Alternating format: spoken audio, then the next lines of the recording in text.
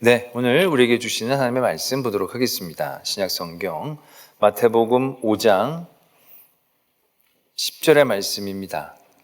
마태복음 5장 10절의 말씀 다 같이 한 목소리로 이 말씀을 봉독하겠습니다. 의를 위하여 박해를 받는 자는 복이 있나니 천국이 그들의 것임이라. 아멘. 하나님의 말씀입니다. 오늘은 예수님께서 제자들에게 말씀해 주신 복의 말씀 가운데의 마지막 8번째의 말씀을 대하게 됩니다. 오늘 말씀은 8번째 마지막이고요. 또 한 절로 끝나지는 않고요. 우리가 읽지는 않았지만 그 뒤에 두 절로 더 부연해서 말씀을 또 풀어주시는 것을 보게 됩니다. 때문에 많은 분들은 이 8번째의 복이 첫 번째부터 7번째까지의 복된 생활을 하는 우리 성도들이 겪게 되어질 실제적인 삶의 모습이다라고 얘기를 하게 됩니다. 첫 번째부터 7번째까지의 복된 모습으로 우리의 신앙의 중심을 맞춰 나갈 때 우리가 겪게 될 삶의 자리들, 그 자리의 복을 8번째의 복으로 말씀하고 계신다는 것이죠. 그래서 첫 번째부터 7번째의 복도 다분히 세상에서 말하는 복과는 약간 역설적인 느낌이 강합니다. 그러나 8번째는 그것보다도 더 역설적으로 우리들에게 주시는 복을 말씀하고 계시는 것을 보게 됩니다. 의를 위하여 박해를 받는 자는 복이 있다라는 말씀입니다. 첫 번째부터 7번째까지의 복들을 보면 그렇게 나쁠 게 하나도 없어요. 되게 착하고 선하게 사는 모습이에요. 심령이 가난하고 울고 착하고 온유하고 긍휼히 여기고 마음이 청결하고 또 화평하게 하려고 애를 쓰고 하나도 나쁠 게 없는데 왜 그렇게 사는 성도들에게 박해가 있어야 하는가? 왜 그러한 삶을 살아간다라고 한다면 박해를 받을 수밖에 없는가? 라는 생각들을 우리가 가지게 됩니다. 다들 사람들이 좋아하는 내용들인데 정말 이 세상 가운데서 사람들에게 칭찬받을 내용들이 많은데 왜 이러한 삶을 살면 8번째 의를 위하여 사는 성도들에게 박해가 있는 일들이 결과적으로 임하게 되는가라는 생각을 먼저 가지게 됩니다. 우리가 그럴 때에 우리가 가인과 아벨의 사건을 한번 떠올려 보아야 합니다. 아벨하고 가인이 제사를 드렸는데 아벨은 받으셨고 가인은 받지 않으셨어요. 근데 솔직히 아벨이 가인에게 잘못한 게 있습니까? 아벨 자기가 잘해서 하나님 앞에 인정을 받아서 하나님 의롭게 여기시고 그 제물을 받으셨어요.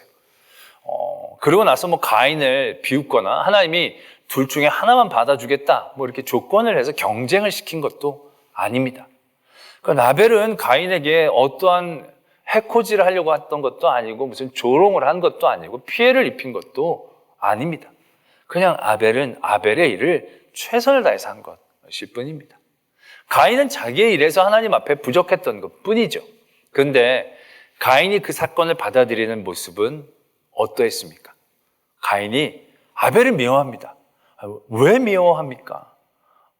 자기에게 하등의 그런 게 없음에도 미워한 거죠. 왜? 자기 걸 받지 않고 아벨의 것을 받은 그 자체가 너무너무 기분이 나쁘고 너무너무 불쾌하고 자기가 손해본 것 같은 그러한 마음을 갖게 되어져서 죽이고 싶은 마음이 생길 정도까지의 그런 차이들을 만들어낸 걸 우리가 기억해낼 수 있다는 것이죠.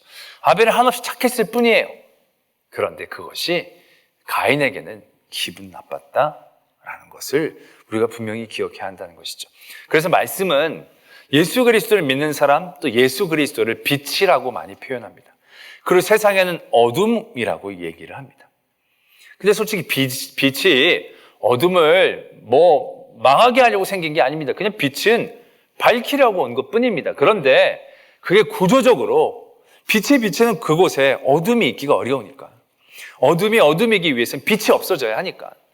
빛이 어둠을 없애려고 생긴 게 아님에도 불구하고 태생적으로 구조적으로 그 악은 의를 미워할 수밖에 없는, 죽이고 싶어 할 정도로 싫어할 수밖에 없는 그런 구조들을 갖고 있음을 우리가 분명히 이해해야 한다는 것이죠. 왜 세상이 나를 미워해? 라고 얘기하기보다는 세상이니까 미워하겠구나 라는 것을 우리가 받아들일 수 있어야 한다라는 것이죠. 세상에서 착하고 선하게 살면 칭찬받고 다 좋겠죠. 근데 우리는 착하고 선한 것에 대한 얘기를 뛰어넘는 의롭게 사는 것이기 때문에, 그래서 예수 그리스도의 빛을 받고 그 빛을 반사하는 사람의 삶을 살아야 되기 때문에 어두운 곳에 있는 사람들은 그걸 태생적으로 싫어하는 거죠. 자기는 계속 어둡게 살고 싶은데 자꾸 와서 부딪히고 비치니까 그것이 마음에 부담스럽고 힘들어지는 상태들을 만들어 놓게 된 거죠. 우리가 예배 시간에도 보면 예배 시간에 늦게 오는 경우들, 늦게 올 때 늦게 왔어요. 근데 이제 앞에 먼저 와서 딱 예배 전에 와서 예배를 드린 분이 약간 이렇게 뒤를 돌아보고 말았어요. 그럼 되게 마음이 좀 찔리죠. 그런데 어떨 때 편해집니까? 나보다 늦게 누가 뒤에서 슬그머니 들어와서 뒤에 앉으면 마음이 푸근해져요. 나보다 늦게 왔구나. 그게 이 사람이 되게 내 마음을 푸근하게 하고 이 사람은 괜히 나를 불편하게 하는 거예요. 그렇지 않습니까? 우리의 생각은 이 사람이 나를 도전해서 내가 이 사람처럼 앞으로는 일찍 와야겠다 라는 생각을 가져야 되고, 뒤에 온 분들에게는 왜 이렇게 뒤에 왔는가, 다음엔 일찍 올 수 있으면 이런 식의 생각을 하는데, 그게 아니라 뒤에 사람을 은근히 편하게 생각하고 앞에 사람을 불편하게 느끼게 되는 거죠. 왜? 우리 안에 있는 그런 어둠이라는 것들이 빛으로 막 가려는 생각이 아니라 그 빛을 싫어하고, 그래서 나중에 어떻게 합니까? 나보다 먼저 온 사람 뒤통수를 계속 쳐다보죠. 그래서 그 사람이 갑자기 예배를 열심히 드리고 있는데 갑자기 딱 그럼 그렇지 제가 좋을 줄 알았어. 일찍 와서 좋으니까, 나는 늦게 와서 안 좋으니까 내가 더 훨씬 나을 거야. 이런 식으로 끊임없이 그 세상은 자기처럼 같이 더러워지기를 원하지, 밝고 깨끗하고 빛나는 사람들에 대해서 부담스러워하고 싫어하고 미워하고 해를 끼치려고 한 것은 아니었음에도 불구하고 그러한 상황들이 분명히 일어나게 된다는 것을 우리가 스스로도 경험하게 되어지고, 또한 여러 기독교 역사나 말씀으로도 우리에게 분명히 얘기하고 계신다라는 것이죠. 예수님께서 세상을 구원코자 하러 오셨지만 그 구원코자 하러 오신 그 자체가 몸서리 나도록 싫었던 악의 존재들을 우린 분명히 이해해야 하는 것이죠. 그들을 인정해야 한다는 것입니다. 때문에 우리가 첫 번째부터 7번째까지의 그런 복된 믿음의 중심으로 살아나가게 된다라고 한다면 반드시 이러한 박해들을 받을 수밖에 없다는 것을 인정해야 한다는 것이죠. 근데 그것을 인정하지만 의를 위하여, 예수 그리스도를 위하여 박해를 받는 자가 복이 있다라고 얘기하는 그 자체는 참 받아들이기 쉽지 않죠. 그렇게 살다가 힘들고 어렵고 핍박을 받는다는 것을 인정을 하지만 그 자체를 어떻게 복이라고 얘기할 수 있겠는가? 그걸 이해하기에는 이 박해라는 얘기 자체가 너무나도 무겁고 아픈 표현이기 때문에 그렇다는 얘기죠. 박해라는 표현은 그냥 우리가 지금 예수님을 믿어서 불편하고 예수님을 믿는 것 때문에 손해를 보는 그 정도의 얘기로 끝나는 게 아니거든요. 이 표현은 적군에게 쫓겨서 도망가는 병사의 모습을 의미한다라고 합니다. 그 모습은 어떤 모습입니까? 이거는 열심히 운동을 하는 것도 아닙니다. 이건 진짜 사느냐 죽느냐의 문제를 가지고 전심전력해서 따라 도망가야 되고 붙잡히면 끝장이 되어지는 그 절체절명의 순간들을 얘기하는 거죠. 박해란 그런 무게감을 갖는 것입니다. 예수 그리스도를 믿고 박해를 받는다는 것은 얼마나 많은 처참하고 고통스러운 일들을 표현하고 묘사하는가를 우리가 다시 한번 상기한다고 한다면, 이걸 박해를 받는다 이렇게까지만 말씀하시는 건 이해를 하겠는데, 그게 복인 줄 알아라, 그게 복이다라고 얘기하는 건 참으로 받아들이기 쉽지 않은 거죠. 히브리서에서도 보면 믿음에 대한 말씀을 쭉 하시다가 그 믿음을 지키려던 많은 성도들이 당하는 그런 박해에 대한 모습들을 언급하는 부분이 나오죠. 11장 35절에서부터 보면, 뒤에서도 보면 심한 고문을 받되 구차히 풀려나기를 원하지 아니하였으며, 또 어떤 이들은 조롱과 채찍질 뿐 아니라 결박과 옥에 갇히는 시련도 받았으며, 돌로 치는 것과 톱으로 켜는 것과 시험과 칼로 죽임을 당하고 양과 염소의 가죽을 입고 유리하여 궁핍과 환난과 학대를 받았으니 이런 사람은 세상에 감당하지 못하느니라. 그들이 광야와 산과 동굴과 토굴에 유리하였느니라. 말씀이 이렇게 박해받는 우리들의 성도들의 모습을 그대로 적고 있다는 거예요. 이거는 어떻게 보면 되게 순화해서 적고 있는 모습이라는 거죠. 로마 제국 시대에 10여 차례의 극심한 박해 안에서 얼마나 입에 담기에도 잔인한 그러한 성도들을 향한 고문과 핍박과 박해가 있었는지를 우리가 보게 됩니다. 밀라노 대성당에 가면 바돌로메의 상이 있습니다. 그 바돌로메라는 사도의 상인데요. 그 상은 무슨 해부학 그림같이 보여집니다. 그리고 겉옷 같은 것들을 팔에 걸치고 있는데 그게 겉옷이 아니고요. 그 바돌로메의 피부입니다.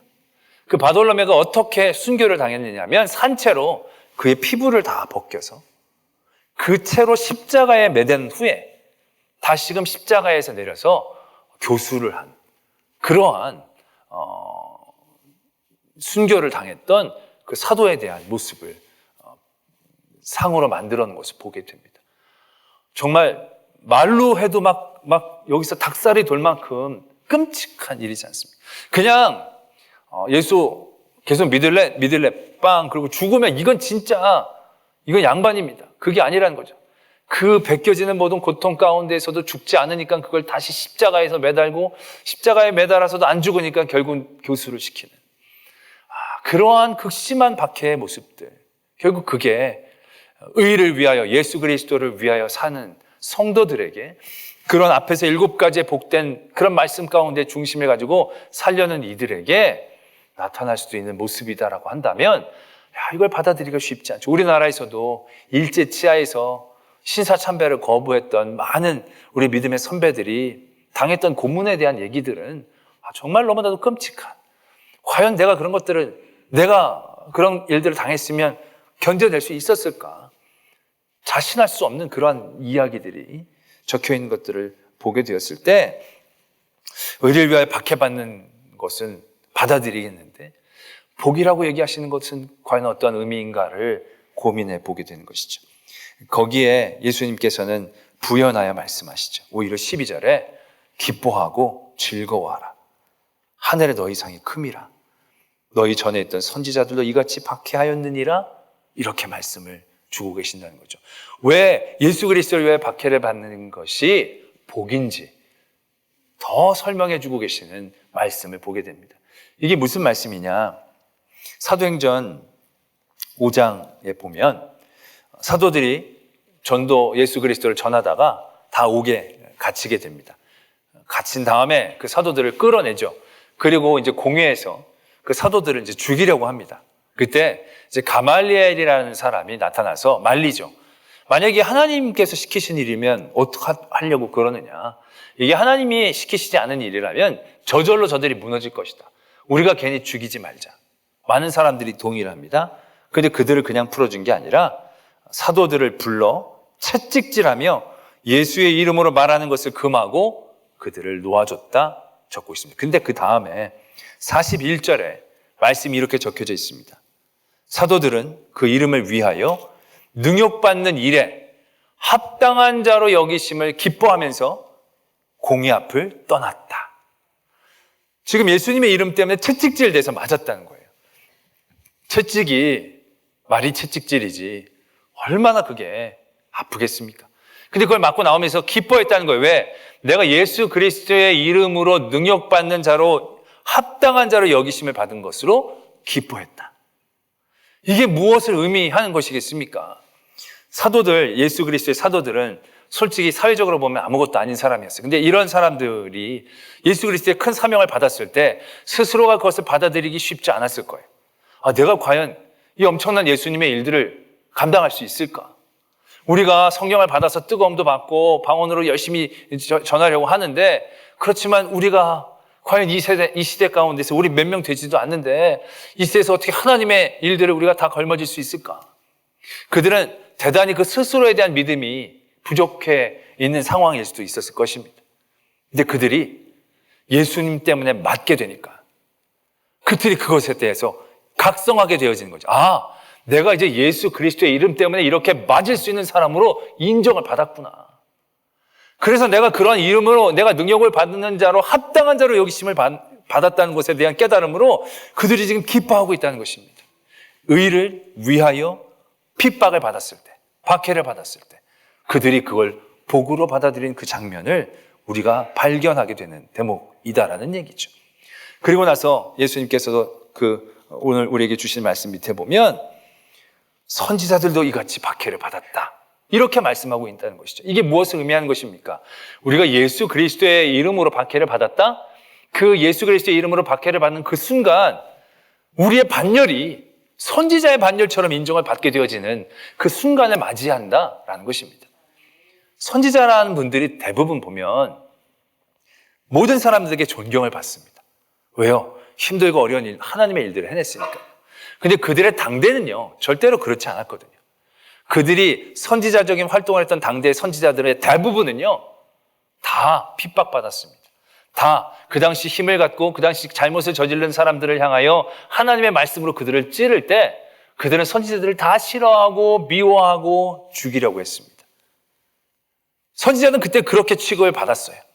그러나 후대에서는 어떤 취급을 받습니까? 이 사람이 진짜 하나님의 사람이라고. 그 사람들의 묘비를 세우면서 그 사람들을 추앙하고 있다는 거죠. 그러니까 그 자리를 믿음의 사람들이 깨달아야 한다라는 얘기죠. 지금은 사람들이 나를 무시해요. 나를 낮추고 짓밟아요. 아무 힘없는 사람처럼 돼 있어요. 그러나 예수 그리스도의 이름을 위하여 내가 그 일들을 당했다. 그러면 나는 이미 우리가 그렇게 존경했던 많은 선지자, 그런 선지자의 반열처럼 하나님이 우리를 대해주시는 그 자리에 섰음을 우리가 깨달아야 한다라는 것입니다. 그래서 의를 위하여 핍박을 받는 그 사람이 그 자리가 복될 수 있다는 것을 우리가 인정하게 되어진다는 것이죠. 또 하나, 오늘 우리에게 주시는 말씀 보면 너희가 기뻐하고 즐거워해라. 그렇게 너희들이 당할 때에 왜? 하늘에서 너희의 상이 큼이라. 이렇게 말씀하고 계십니다. 여러분, 우리가 이제 하나님의 나라를 살고 하나님의 나라를 가야 하는 사람들입니다. 하나님의 나라에 가서 그 나라에서 영원히 살아야 되는데 그 나라에서 나의 상급을 쌓는 일은 굉장히 중요한 일일 것입니다. 근데 그 나라에 나의 상급을 쌓는, 그 나라에 가서 내가 많이 인정을 받는 그 확실한 길이 어디에 있다라고 생각하십니까? 우리는 이 땅에서의 사는 삶의 자리에서 복과 은혜를 바랄 때가 많이 있습니다. 그렇죠. 우리가 예수님 열심히 믿어서 많은 물질을 받고 예수님 열심히 헌신해서 문제가 있었을 때 그 문제를 해결하고 뛰어넘을 때, 병에 걸렸을 때 병에서 치유를 받았을 때 와, 우리는 은혜를 받았다. 이제 우리는 그런 생각을 하게 됩니다. 물론 그건 이제 은혜를 받은 것이면 틀림이 없습니다. 근데 이 땅 가운데서 우리가 일명 은혜라고 얘기하는 많은 좋은 일들을 당했다는 것이 하나님의 나라에 나의 상급을 쌓은 것과 어떤 관계가 있습니까? 마태복음 6장 2절에 보면 이런 예수님의 말씀이 있어요. 구제할 때에 외식하는 자가 사람에게서 영광을 받으려고 회당과 거리에서 하는 것 같이 너희 앞에 나팔을 불지 말라. 진실로 너희에게 이르노니 그들은 자기 상을 이미 받았느니라. 자기 상을 이미 받았느니라. 어떻게 보면 우리가 이 땅 가운데서 누리는 많은 은혜라고 얘기하는 좋은 것들, 그것은 우리를 어떻게 보면 험하게 만들 수 있는 것입니다. 왜? 하나님의 나라에 가서 쌓아야 되는데 이미 받아버린 것이 되는 거죠. 이 땅에서 사람들에게 박수를 받았다? 우리는 기뻐하며 감사하며 하나님 앞에 영광을 돌린다라고 하지만 내심 한켠에는 이게 불안해져야 되는 겁니다. 왜? 이거 하나님의 나라에 가서 받아야 되는데 이거 이미 받아버렸네. 이미 내가 여기서 물질로, 이미 내가 건강으로, 이미 내가 여러분들의 사람들의 존경과 박수로 다 받아버렸네. 이미 상을 다 받은 거나 다름이 없지 않겠냐는 거죠. 이 땅에서 받은 은혜가 고스란히 하나님의 나라에 쌓인다라고 얘기할 수 없다라는 얘기이지요. 또 우리가 그렇게 해서 이 세상에서 받은 좋은 은혜라고 생각하는 그 자리들이 과연 은혜냐라는 얘기죠. 그것이 과연 확실하게 하나님의 나라에 갈 수 있는 증거가 될 수 있느냐? 아니다라는 얘기죠. 아직 미완성이라는 거예요. 진행형일 뿐이지 완성형은 아닌 거예요. 왜요? 우리가 이 땅에서 좋은 일, 은혜라고 얘기하는 좋은 일들을 경험했을 때 그것이 딱 하나님의 은혜로 끝나느냐? 그게 그렇지 않을 때가 또 많이 있지 않습니까? 오히려 그것이 우리에게 올무가 되어지고 함정이 되어지고 시험이 되어져서 오히려 더 안 좋은 길로 우리가 빠지게 되어지는 경험들을 우리는 얼마나 비일비재하게 경험하느냐는 거죠. 하나님이 내게 주신 물질을 통하여 내가 죄 짓는 일이 어디 한두 개냐는 거죠. 하나님이 우리 자녀에게 주시는 복을 통하여 내가 세상 것들을 생각하는 것들이 한두 개냐는 거죠. 내가 하나님이 주신 나의 건강함 때문에 쓸데없는 짓을 하는 게 한두 개냐는 거죠. 차라리 건강하지 않았더라면, 차라리 물질이 없었더라면, 차라리 우리 자녀가 연약했더라면 오히려 더 나았을 뻔했던 그러한 일들, 자리들을 얼마나 많이 경험하느냐는 거죠. 우리가 성령의 은사라는 것도 그래. 우리가 성령의 은사를 받으면 하나님의 나라에 가는 아주 확정적인 증거를 잡는 것처럼 생각할 때가 있어요. 많은 사람들은 그렇게 얘기하곤 해요. 방언을 받으면 하나님의 나라에 가는 완전히 확실한 은혜를 받은 것처럼. 그러나 저는 방언 받고도 엉뚱한 길로 떠난 사람들을 얼마나 많이 봤는지 모릅니다. 치유의 은사를 받고 나서도 헛된 길로 빠져가는 사람들, 예언의 은사를 받고 나서도 그걸 자기를 위해서 써버렸다고 무너지는 사람들을 우린 적지 않게 만날 수가 있다는 거죠. 여기서 하나님의 은사를 받았다는 것이 하나님의 나라의 상급을 쌓는 것과 동일시되는 게 아니다라는 것입니다. 그건 진행형이고 그 은혜가 더욱더 은혜가 되어지고 하나님 상급이 되어지기 위해서는 그 다음에 우리에게 더욱더 요구되어지는 꾸준한 무엇인가가 더 있는 것이지 그 자체가 증거가 되는 건 없다는 얘기죠. 그런데 내가 예수 그리스도를 위하여 박해를 받으면 그것은 그 어떤 것보다도 확실한 하나님의 나라의 상급이 되어진다는 것을 오늘 예수님께서는 얘기하신다는 거죠. 오늘 내가 예수님 때문에 매를 맞는다? 한 대, 두 대, 세 대, 네 대를 맞을 때마다 하나님의 나라에 나의 상급이 하나, 두다, 세 개, 네 개 쌓여지는 것을 분명하게 증거하고 계신다는 것이죠. 내가 여기서 선한 일, 의로운 일을 하는 게 중요한 게 아니라 어떻게 보면 의를 위하여, 예수 그리스도를 위하여 박해를 받는 그 자리에서 우리는 하늘에 우리의 상이 쌓여짐을 확증할 수 있다는 것을 예수님께서 말씀하고 계시는 거예요.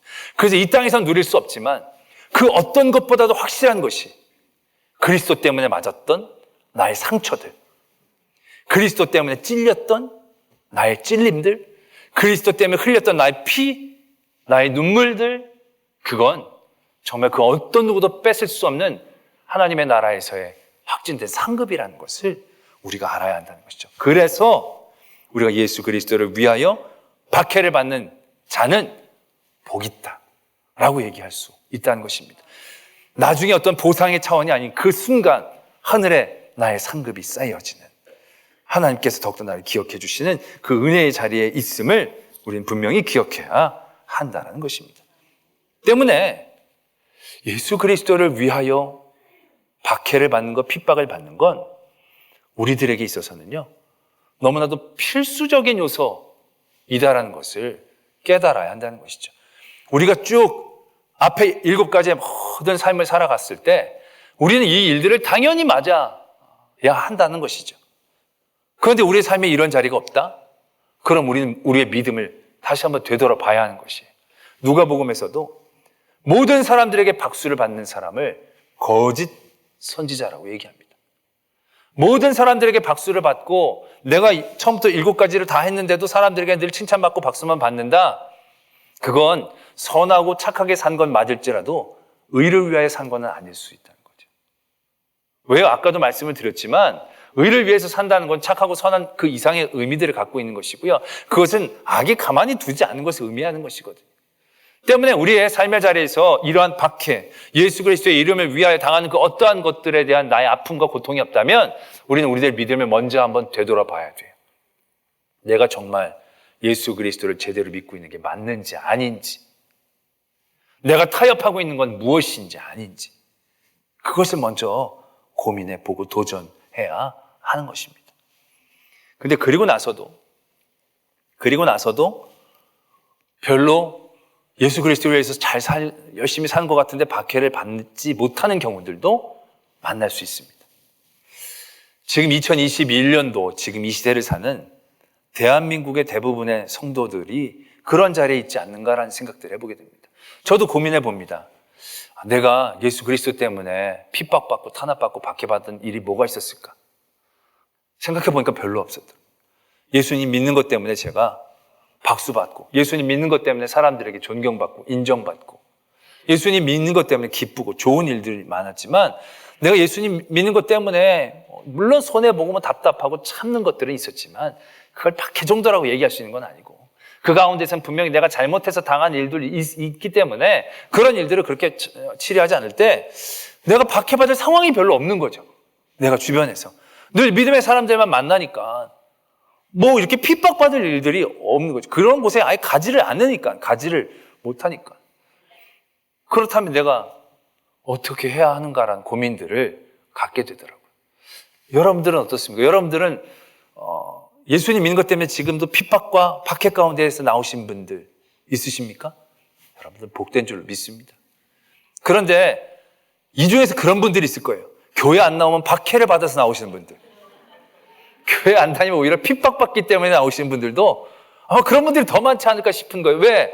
지금 이 시대, 2021년도 대한민국의 이 시대 성도들은 너무나 큰 하나님의 은혜의 자리에 있기 때문에 오히려 믿음의 사람들이 더 많고, 믿음의 사람들이 더 힘있고, 믿음의 사람들이 더 곳곳에서 우리를 도와주고 있기 때문에 오히려 예수 그리스도를 위해서 핍박받는 자리가 찾아내기가 어려울 정도의 그런 삶의 자리, 지금 그것이 우리가 살고 있는 너무너무 은혜된 삶의 자리가 아닌가라는 거죠. 그럼 우리는 이럴 때 결국 이 말씀을 어떻게 지켜내야 하는가? 그랬더니 역사 가운데 그런 시기가 있었더라고요. 언제였냐면 중세시대라고 얘기하는 시대입니다. 그때는 기독교가 유일한 종교였습니다. 기독교가 모든 삶의 가치가 됐던 그런 시대였습니다. 로마에서 공인되고 국교가 된 이후에 기독교는 모든 삶의 전반에 유일한 가치가 되어졌던 시기였습니다. 어떻게 보면 지금 우리가 그런 꿈꾸는 시기 아닙니까? 예수 그리스도를 믿는 게 사회, 정치, 경제 모든 일의 기준이 되어지는, 그래서 예수 그리스도 믿는다는 것이 가장 자랑스럽고 기쁘고 당연한 일들이 되어지는 그런 시대들, 지금 솔직히 우리가 바라고 원하는 시대가 그런 시대가 아닙니까? 모든 악이 절대로 발을 붙일 수 없고, 이단이 발을 못 붙이고, 다른 타종교가 인정을 받지 못하고, 온전한 그리스도의 신앙 가운데서 모두가 서서 온 가지로 한 가지로 하나님을 찬양하고 섬기는 그런 시대, 우리가 딱 꿈꾸는 그런 시대입니다. 그런데 가장 빛나고 찬란해야 될 그 시대를 세상 사람들은 뭐라고 부릅니까? 암흑시대라고 얘기를 하고 있다라는 것입니다. 왜요?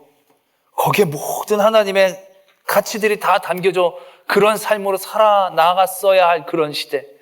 근데 그런 시대가 오히려 더 천국을 잃어버린 시대였지 않는가라는 것이죠. 우리는 박해받지 않는 지금의 자리를 우린 더 경계하며 깨어있어야 한다는 생각들을 하게 됩니다. 예수 그리스도를 믿는 것 때문에 핍박받지 않는 이 시대에 산다는 것이 우리에게 놀라운 은혜지만 그 은혜가 은혜될 수 있게 우리가 더 깨어있어야 한다라는 것을 발견하게 됩니다. 결국 그런 암흑의 시대 가운데 하나님은 어떠한 빛을 주십니까? 종교를 개혁하는 종교개혁자들이 회복운동을 하죠. 그때 가장 부르짖었던 것이 무엇입니까? 은혜로, 믿음으로입니다.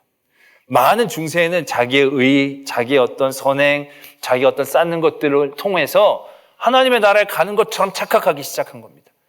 근데 그게 아니라는 거죠. 우리의 행동, 우리의 행위로 갈 수 있는 게 아니라 오직 은혜, 오직 믿음, 그것이 우리의 구원의 유일한 길이다라는 것이죠. 그 길은 결국 어떤 길입니까? 내가 할 수 없는 길.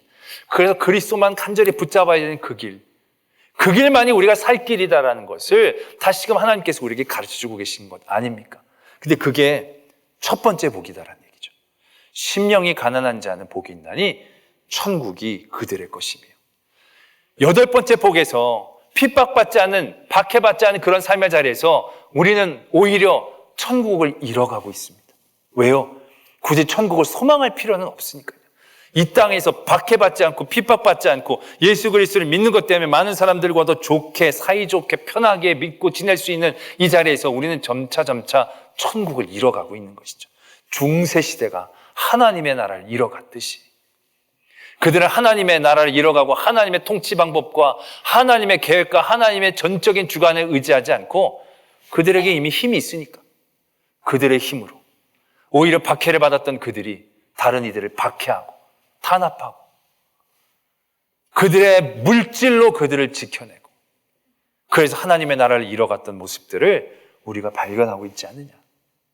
결국 지금 우리는 이러한 시대의 자리에서 첫 번째 우리에게 도전하신 복 가운데에서 다시금 시작하고 그 중심에서 흐트러지지 않고자 애써야 한다는 것이죠. 심령이 가난한 자로 내가 뭘 할 수 있는 게 아니라 내가 다 주님이 주신 은혜로 뭐가 있어도 내 힘과 내 능력을 하는 것이 아니라 오직 예수 그리스도의 은혜, 그리스도의 어떤 능력으로 힘입어 되어진다는 것을 잃지 않고 하나님의 주권을 끝까지 놓지 않는 우리들의 낮아짐, 깨달음, 우리 죄에 대한 인정들, 그 중심을 우리는 잃어서는 안 된다는 얘기죠. 지금 우리가 사는 이 시대에 많은 하나님의 사람들, 성도들이 세상의 악을 향하여 대하는 많은 태도들을 바라보게 됩니다. 그런데 우리가 신사참배 때는 교회가 힘이 없었어요. 압도적인 악이 우리를 계속 짓밟았어요. 그래서 우리는 늘 박해당하고 늘 핍박당했어요. 어떻게 대항할 수가 없었어요. 그러나 그런 박해를 받았을 때 우리는 더욱더 하나님 앞에 일어설 수 있었고 하나님의 역사가 그 일들 가운데에서 일어날 수 있었다라는 얘기죠. 근데 지금 이 시대를 사는 우리들에게는 힘이 있어요. 문제는 능력이 있어요. 내가 갖고 있는 세상적인 하나님이 주신 은혜로 뭔가 해결해낼 수 있어요. 그래서 세상적인 구조적인 악을 우리는 그런 힘으로 이기려고, 그런 힘으로 대항해서 더 이상 박해받지 않고 핍박받지 않은 시대를 유지하는 데 우리가 너무나 애를 쓴다는 거예요. 그러나 과연 핍박받고 박해를 받지 않은 그런 시대를 계속 유지하는 것이 우리를 잘 믿는 길이 될까라는 것이죠. 우리가 하나님 앞에 가까워지는 건 구조적인 악을 막는 게 아니에요. 십자군 전쟁을 일으켜서 이교도를 이끌고 성지순례의 길을 지켜내가는 것, 그걸 끝까지 해낼 수는 없어요. 왜요? 결국 세상의 방법을 하는 것들 안에는요, 악이 그것들을 다 이용해서 결국 악이 이기거든요. 우리가 지금 세상의 악에 대한 구조적인 것들을 쌓으려고 애쓰는 몇몇 가지의 것들이 있어요. 근데 우리는 절대로 지금의 이러한 우리의 힘으로는 이겨낼 수 없습니다. 악은 더 집요하고 더 지혜롭고 더 강하기 때문에 우리가 악을 이기는 방법은요, 핍박을 받고 박해를 받아야 되는 길에 있습니다. 왜요? 그게 더 하나님의 능력, 의지하고 하나님의 능력이 나타나는 길이기 때문에 그렇다는 거죠. 그 핍박받았던 초대교회 시대에 이런 일화가 있더라고요. 로마 황제가 그 교부 한 사람을 하도 전도를 열심히 잘하니까 독방에 쳐넣으라고 얘기를 합니다. 그랬더니 옆에 신하가 말립니다. 그 절대로 안 되는 일입니다. 왜? 그 사람들을 독방에 쳐넣어서 처절한 외람과 고통 가운데 두려고 했더니요, 통하지 않습니다. 이상하게 그 사람들은 독방에 가도요, 시끄럽습니다. 계속 누군가 얘기하고요, 정신없이 표정이 좋고 하나도 그들에게 고통이 아닙니다. 그래? 그러면 가장 흉악한 사람들의 속을에 집어넣어라. 그 절대로 안 됩니다. 왜? 이상하게 그 사람들은 흉악한 사람들만 만나면요, 그 사람들을 변화시키는 능력이 있어가지고요, 나중에 그 사람들이 다 그 사람 더 추종하게 되고 더 전도를 열심히 하게 되는 일들이 벌어지는 겁니다. 그럼 어떡하라고? 그럼 죽여버려라. 이거 안 됩니다. 안 됩니다. 그 사람들은 죽으면 자기네들이 이기는 줄 압니다. 절대로 죽이면 안 됩니다. 그럼 어쩌라고? 라는 일화가 있더라고요.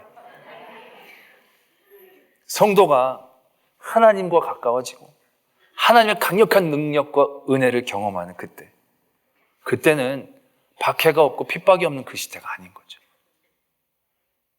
오히려 세상에서 박해가 있고 핍박이 있을 때 우리는 하나님과 더 가까워지는 그런 은혜와 복을 누리게 되어지는 것이죠. 로마서에서도 환난이 결국은 소망을 준다라고 얘기합니다. 그 소망은 어떤 소망인지 아십니까? 그리스도와 화목하게 하는 그 소망입니다. 환난 가운데에 우리는 더 예수 그리스도와 가까워진다는 얘기죠. 핍박 가운데 우리는 더 그리스도와 가까워진다라는 얘기죠. 우리들의 삶의 자리에서도 보면 우리가 힘들고 어려울 때, 좋고 편안할 때 어떤 때도 하나님과 가깝습니까? 때문에 우리는 지금 예수님 때문에 박해받고 핍박받지 않는 이 시대에 사는 것을 너무너무 감사해야 합니다. 그러나 그 감사가 감사로서만 끝나면 안 되는 것이고요. 그 가운데 우리가 중세시대처럼 지금 우리가 잘못된 믿음의 모습을 보여주고 있는 이러한 모습에 우리가 빠지지 않도록 우리는 늘 심령이 가난한 자로 깨어 있어야 된다는 거죠. 그 안에 예수 그리스도의 은혜에 처절히 매어 달리는 그런 우리의 낮은 자리들을 늘 지켜낼 수 있어야 한다는 것입니다. 그래서 우리 스스로를 박해와 핍박 가운데 강한 사람으로 남겨두어야 하는 것입니다. 박해와 핍박을 두려워 세상의 방법으로 싸워서는 안 됩니다. 박해와 핍박이 분명히 오는 것을 우리는 받아들이고 그 박해와 핍박을 통하여 복을 받고 진정한 승리를 이루어내야 한다는 것이죠. 북한에 있는 지하교회 성도들이 그들이 모일 때마다 두 손을 가슴에 얹고 예수님의 전사들이라는 수칙을 고백한다고 합니다. 그게 바로 뭐냐면 첫 번째가 예수님을 믿는 사람은 천대받게 되어 있다. 그것이 긍지요 기쁨이다. 예수님을 믿는 사람들은 고난을 당하게 되어 있다. 이것이 우리의 영광이요 승리이다. 두 번째, 칭찬받는 것보다 욕먹는 것을 먼저 배워라. 세 번째, 예수님을 믿는 사람은 인민의 눈물을 닦아주고 서로 눈물을 닦아주며 주의 모든 고통당하는 자들의 위로자가 되어야 한다. 네 번째, 사랑이 사랑을 낳고 또 그 사랑이 새로운 사랑을 낳아 그 사랑으로 인하여 많은 사람들을 예수님의 전사로 만들어야 한다. 다섯 번째, 성경이라는 잣대로 자기가 먼저 살아가야 한다. 북한은 신학교도 없습니다. 성경 프로그램도 없고 제자 교육도 없습니다. 예배도 제대로 드리지 못합니다. 우리 극동방송에서 그런 요청을 받는다고 합니다. 탈북민들에게. 극동방송에서 북한으로 내보내는 전파 가운데 성경을 쭉 읽어주는 그런 프로그램이 있는데 그 북한에 온 탈북 우리 성도들이 그렇게 얘기를 한답니다. 제발 천천히 읽어달라고. 왜 천천히 읽어야 되냐? 자기네들은 성경이 없어서 그걸 받아 적어야 되는데 너무 빠르게 읽으니까 못 받아 적는다. 성경도 제대로 없다는 얘기죠. 근데 그들의 믿음의 중심이 얼마나 바르게 잡혀 있는가를 발견하고 있지 않습니까? 우리는 신학교도 많습니다. 교회도 많습니다. 성경 프로그램도 많습니다. 얼마나 많은 신앙에 도움이 되는 일들이 많은지 모릅니다. 그러나 지금 우리의 신앙은 어디로 가고 있습니까? 우리의 신앙의 중심은 지금 하나님 앞에 무엇을 가슴에 손에 얹고 선포합니까? 북한에 있는 성도들, 제대로 믿음의 교육, 신학 교육 받지 못했지만 그들이 지금 고백한 이 고백은요, 믿음의 사람의 정수인 것이죠. 이건 박해와 고난을 통하여 담아낸 정수가 되어진다는 것이죠. 그들의 믿음이 우리의 믿음보다 얼마나 하나님 앞에 청결한가를 발견하게 되는 대목이다라는 얘기죠. 우리의 믿음의 자리들을 다시 한번 바라보아야 합니다. 예수 그리스도를 위하여 받는 박해와 핍박 두려워하지 말기를 바랍니다.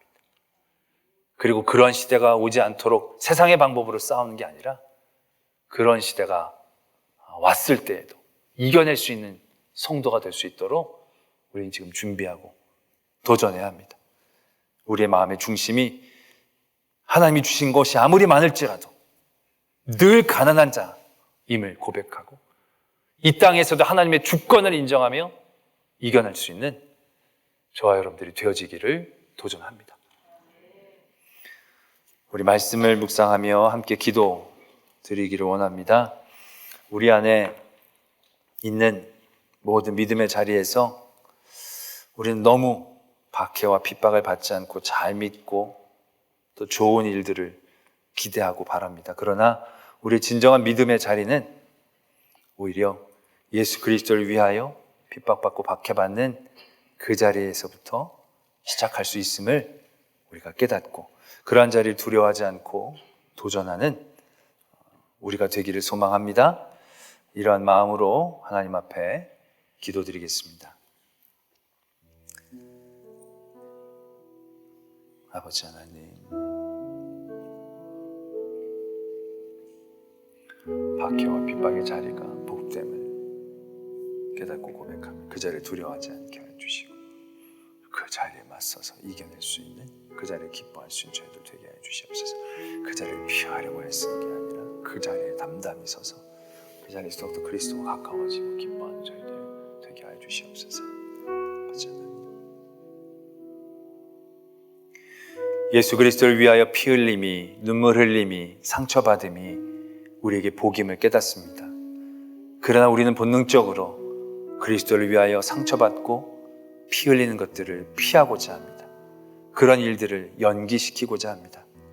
하나님, 그런 모든 일들을 두려워하지 않고 그런 상황 가운데서 그것이 복임을 깨닫고 기뻐하며 즐거워할 수 있는 믿음의 중심, 그런 모든 일들 가운데서 살아계신 하나님을 의지하고 그 하나님의 주권을 믿으며 하나님의 역사가 일어날 것들을 기대하며 살아갈 수 있는 그런 믿음의 중심이 될 수 있도록 저희를 붙잡아 주시옵소서. 믿사오며 예수 그리스도의 이름으로 기도드립니다. 아멘.